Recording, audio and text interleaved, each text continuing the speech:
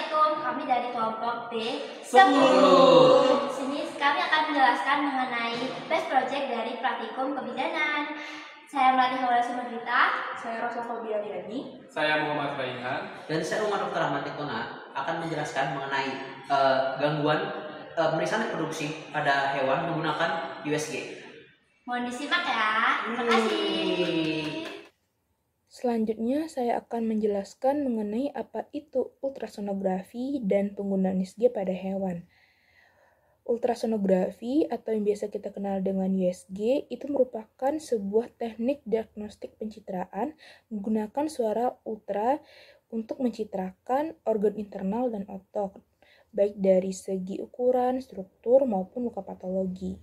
Teknik ini biasanya digunakan untuk memeriksa organ. Selain itu, penggunaan USG dalam hewan juga digunakan untuk mendiagnosa kebuntingan dalam waktu yang relatif cepat dan dapat memperlihatkan keadaan embrio maupun perkembangan embrio di dalam rahim. Tak hanya digunakan untuk mendiagnosa kebuntingan, penggunaan USG pada hewan juga dapat dilakukan untuk mengetahui kondisi abnormalitas dari fetus yang dapat dideteksi menggunakan USG dalam waktu yang relatif cepat. Baiklah, selanjutnya kita akan membahas mengenai macam-macam prop yang ada. Nah, prop itu sendiri merupakan struktur yang digunakan untuk melakukan pengamatan dari organ dalam, di mana mereka bekerja untuk mengubah energi menjadi frekuensi suara yang dapat digunakan untuk mengamati struktur-struktur dalam tubuh tersebut. Nah, prop itu sendiri memiliki perbedaan dari bentuk-bentuknya sesuai dengan fungsi dan tujuan dari penggunaan prop tersebut. Nah, terdapat beberapa macam jenis prop itu sendiri yang berdasarkan bentuknya. Yang pertama adalah prop konveks atau prop cembung. Seperti namanya, prop konveks atau prop cembung ini memiliki bentukan ujung yang bersifat cembung. Nah, bentukan yang cembung ini berguna untuk mengamati organ-organ agar sudut pandang dari organ tersebut jauh lebih luas dibandingkan organ lain. Oleh karena itu, prop konveks atau cembung ini sendiri banyak digunakan untuk melakukan pengamatan pada organ-organ seperti misalnya perut, ginjal, dan usus serta organ-organ dalam lainnya. Nah, setelah prop konveks, yang kedua ada prop linear. Sesuai namanya, prop linear itu memiliki bentukan ujung yang linear atau datar. Nah, karena bentukan yang datar ini, mereka cocok digunakan untuk melakukan pengamatan dari organ-organ yang bersifat superficial. Contohnya itu adalah kelenjar tiroid. Nah, setelah prop linear, selanjutnya ada prop endocavity. Nah, prop endocavity ini memiliki bentukan yang berbentuk huruf U. Prop ini sendiri itu digunakan untuk melakukan pengamatan dari organ dalam tubuh sama seperti prop konveks. Cuman bedanya prop endocavity ini tidak memiliki jangkauan yang lebih luas dibandingkan prop konveks karena bentukannya yang linear. Tetapi bidang pandangnya jauh lebih luas daripada prop cembung. Biasanya prop-prop ini digunakan untuk melakukan pengamatan pada organ reproduksi dari hewan betina. Lalu yang terakhir ada prop phase array. Prop phase array itu memiliki bentukan yang hampir mirip dengan prop endocavity, tetapi mereka tuh bentuk jauh lebih kotak dengan lensa yang berbentuk persegi. Nah, sesuai namanya, prop phase array ini berguna untuk melakukan pengamatan yang sifatnya itu lebih dalam dibandingkan prop-prop lain. Salah contohnya adalah pengamatan mengenai kerja dari jantung. Karena kedalaman dari prop ini jauh lebih dalam dibandingkan prop endocavity maupun prop konveks. Baiklah, mungkin itu saja untuk macam-macam dari prop yang ada. Nah, selanjutnya saya akan menjelaskan prinsip kerja dari suatu alat USG ini sampai bisa menghasilkan yang namanya visualisasi dari kondisi organ atau jaringan pada pasien. Seperti yang dijelaskan di awal, yaitu USG memanfaatkan frekuensi gelombang yang tinggi atau dinamakan ultrasound, di mana ultrasound ini akan dipancarkan atau dikeluarkan oleh alat yang bernama prop atau transducer yang sudah dijelaskan sebelumnya juga. Nah, prop ini seperti yang sudah dijelaskan ada beberapa jenis, di mana prinsipnya itu jika semakin pendek frekuensi gelombang, maka kemampuan penetrasi dari prop ini akan semakin besar dan ilustrasi akan semakin bagus. Maka perlu diperhatikan pemilihan jenis prop yang akan digunakan. Kemudian setelah ultrasound itu dipancarkan atau dipenetrasikan ke dalam tubuh, akan adanya refleks gelombang atau yang disebut eko oleh organ yang diarahkan dan area sekitar yang diarahkan oleh probe. Dan hasilnya seperti yang kita ketahui akan memvisualisasikan dengan beberapa indikator atau perbedaan warna yang dibedakan menjadi hipoekoik, hiperekoik, dan anekoik. Di mana hiperekoik akan lebih condong berwarna putih karena eko atau refleks dari gelombang organ itu lebih bagus atau lebih baik. Dan jika hipoekoik akan condong lebih keabuan karena refleks gelombang atau eko dari organ yang terkena ultrasound itu tidak sebagus organ-organ yang akan menghasilkan hiperekoik. Dan anekoik akan tampak seperti hitam atau area kosong karena tidak adanya refleks gelombang atau eko.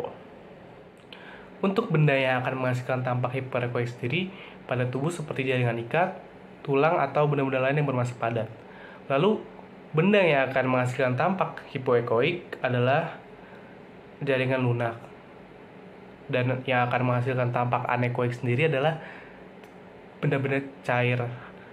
Lalu, bagaimana sih tata cara pemeriksaan USG yang akan diperiksakan pada pasien? Di mana pertama disiapkan alat dan pasien, alat berupa USG dan pasien, hewan yang sudah dicukur rambutnya pada area sekitar yang akan diperiksa atau dilakukan pemeriksaan. Yang pertama, alat USG dinyalakan, kemudian hewan diposisikan sesuai kebutuhan karena letak organ atau jaringan yang akan diperiksa itu berbeda-beda.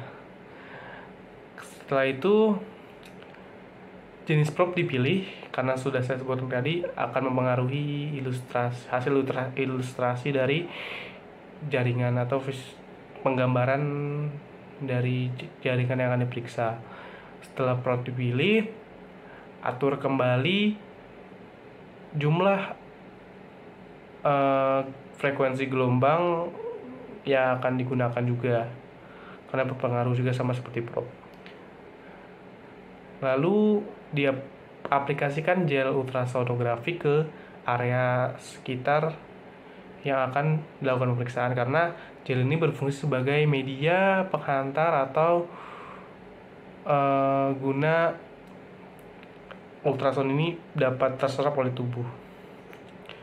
Setelah gel diaplikasikan, probe diarahkan ke area yang sudah diaplikasikan gel tadi dan dicari bentukan atau tampak jaringan yang abnormal pada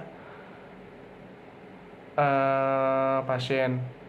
Nanti visualisasi akan tampak di layar monitor USG. Dan ketika ditemukan, bisa menggunakan fitur pause agar hasil tersebut dapat disimpan dalam bentuk gambar. Mungkin itu saja tata cara secara umum penggunaan USG untuk memeriksa abnormalitas pasien. Salah satu fungsi dari kegunaannya USG adalah untuk mendeteksi kemajiran dalam kebuntingan. Apa sih itu kemajiran? Kemajiran merupakan suatu kondisi di mana adanya gangguan reproduksi pada hewan jantan maupun betina yang disebabkan oleh suatu faktor ataupun beberapa faktor. Halo Bu, selamat siang. Nah, ini mungkin sebelum dilakukan pemeriksaan kita baca dulu untuk metode ujinya. Kira-kira untuk virus ini namanya siapa ya? Namanya zebra. Umurnya 2 tahun. Terus untuk jenis kelaminnya ini jantan ya? Jantan, Bu. Jantan. Terus kira-kira untuk proses sendiri apa ya Bu? Oh ya, ini kucing aku udah 2 hari nih. Dia tuh nggak bisa pipis gitu loh. Jadi di litter box kayak mengeongnya tuh kayak gitu, kayak kelihatan sakit, terus badannya tuh mulai agak panas gitu. Udah 2 aja sih. Terus untuk makannya juga Mio, tapi dia jarang minum. Terus kucing sendiri kelihatan lucu ya, mungkin karena pengaruh dari kucing sendiri nanti kita akan melakukan pemeriksaan lebih lanjut ke dokternya, mungkin bisa langsung silakan kepada boleh. dokter. Ini dok. Oh ya, terima kasih.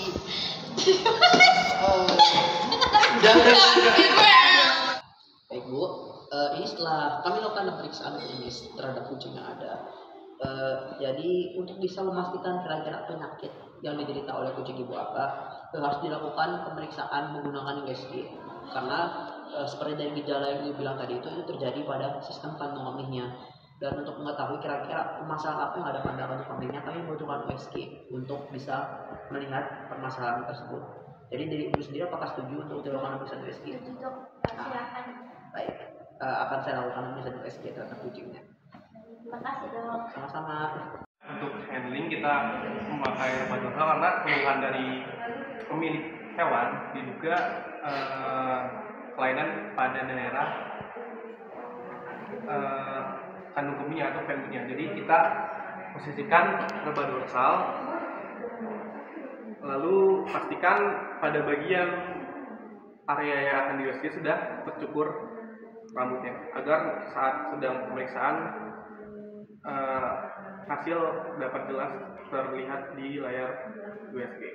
Lalu kita aplikasikan gel USG di bagian area yang akan diperiksa oleh alat. Pastikan sudah rata, kemudian kita periksa menggunakan probe. Setelah diaplikasikan gel dan diarahkan itunya, kemudian kita nyalakan alat USG-nya dan bisa kita lihat outputnya secara real time di monitor ini. Nah, jadi saat saya akan menggerakkan alatnya, maka kita dapat mengetahui secara real time kira-kira kelainan apa saja yang terjadi pada kandung kemih ini. Jadi saat gerakan bisa dilihat bahwa bentukan kandung kemih yang ada itu nampak kosong, tapi di bawahnya itu tampak ada bentukan warna-warna putih menandakan adanya bentukan kristal di kandung kemihnya. Nah, bentukan kristal ini sendiri dapat menyebabkan penyumbatan pada kandung kemihnya sehingga mempengaruhi maksud saya itu pengeluaran dari cairan yang ada dan dapat menyebabkan penyakit pada hewan tersebut. Sama saat saya sedang melakukan pemeriksaan ini, kita nyalakan USG-nya dan kemudian bisa kita lihat di sini mengenai hasil pemeriksaan USG yang ada, mungkin bisa digerakkan asisten. Nah, jadi bisa dilihat dari hasil pengamatan USG tersebut tampak terlihat adanya bentukan kristal yang ditandai dengan teman-teman semua.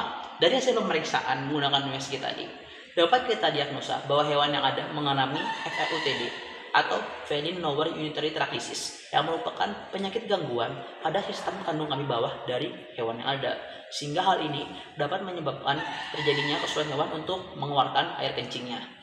Dari gejala klinis yang tadi itu dapat kita lihat dari gambaran yang tadi bahwa akan tampak adanya endapan berupa urolit pada kulit dada dari kucing yang ada, sehingga menyebabkan terjadinya gejala klinis tadi.